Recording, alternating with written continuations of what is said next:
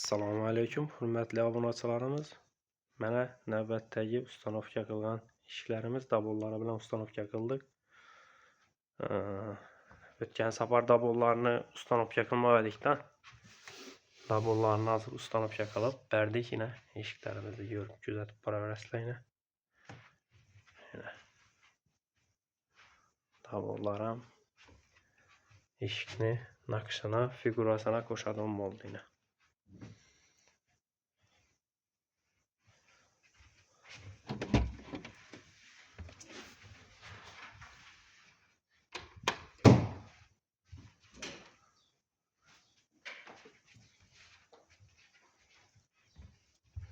Neydi hazır eşiğimize dabolunu o'rnatdik.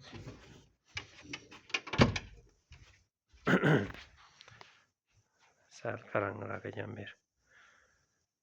Yana ko'rib kuzatib boraverasizlar, hurmatli obunachilar.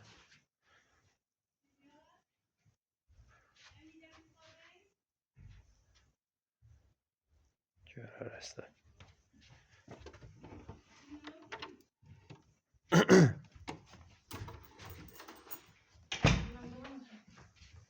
Ne hemiden sıvan başına. Hava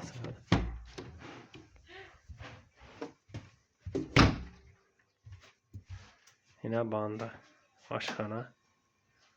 Aşxana yine akurat netib ustanovka qildik yine.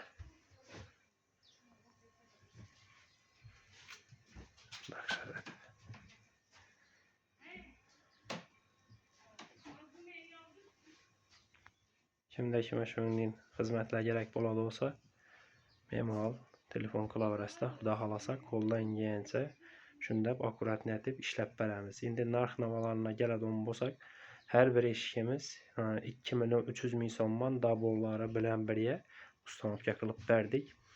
Her bir eshigimiz 50'ni koronasi, nanoshniki, zamoki, magnitli zamok, qullablar ham sukma qullab qilib qo'yiladigan yaxshi sifatli materiallardan ishlagan vaqti 2.300.000 so'm chiqadi. Eğer de arzonroq variantlari kerak deydigan bo'lsangizlar, mana shu fasonda ishlanadi eshiklarimiz. 1.900.000 so'mlik variantdan bor, dabollari bilan birga ustanovka qilib beramiz. Hammaya sağlık, salomatlik tilaymiz, hurmatli obunachilar. Bemalol telefon qilishlaringiz mumkin. Sog' bo'linglar.